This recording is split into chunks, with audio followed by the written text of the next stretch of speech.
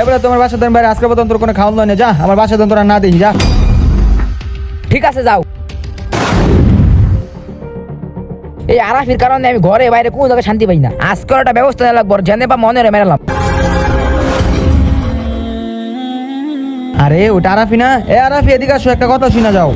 আসসালামু আলাইকুম রমজান ভাই, কিছু বলবেন? হ্যাঁ আরাফি, খুশির সংবাদ আছে। মাশাআল্লাহ আরাফি, তুমি তো এই বছর কোরআনে হাফেজ হতে পেরেছো। তোমার বাবা মা যদি আজকে বেঁচে থাকতো না জানি কতই খুশি হতো। আলহামদুলিল্লাহ রমজান ভাই, সবই তো আপনাদের দোয়ায়। ঠিক আছে আরাফি, তুমি মন দিয়ে পড়াশোনা করো। ঠিক আছে তাহলে তুমি যাও।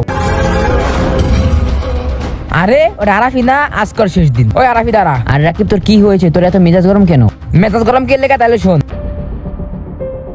তাহলে তো সব শুনলি। এটা তো আমার কিছু করার নাই। তুই যে মন দিয়ে পড়াশোনা করছ না, তার জন্য তোর ভাই খারাপ ব্যবহার করে। এত কিছু বুঝি না, তোর সাথে আমার কথা আছে, সাইডে আয়। কি রে রাকিব, তুই আমাকে বাঁচছিস কির জন্য? বাঁচছি কি লেগা? তোর লেগা আমার সব জায়গায় জ্বালা। আজকে তোরা মেরে এলাম। তুই আমাকে কোনোদিন মারতে পারবি না, কেননা আমার মাথায় 30 পারা কোরআন শরীফ মুখস্থ আছে। খারাপ, তোর মুখস্থ বার করতেছি। আরে ওর কি হইলো? কি রে, আমার দেখি হাত খুলে গেল। আল্লাহ তোমার কাছে লাখ লাখ শুকরিয়া। ভিডিওটি ভালো লাগলে চ্যানেলটি সাবস্ক্রাইব করে পাশে থাকুন।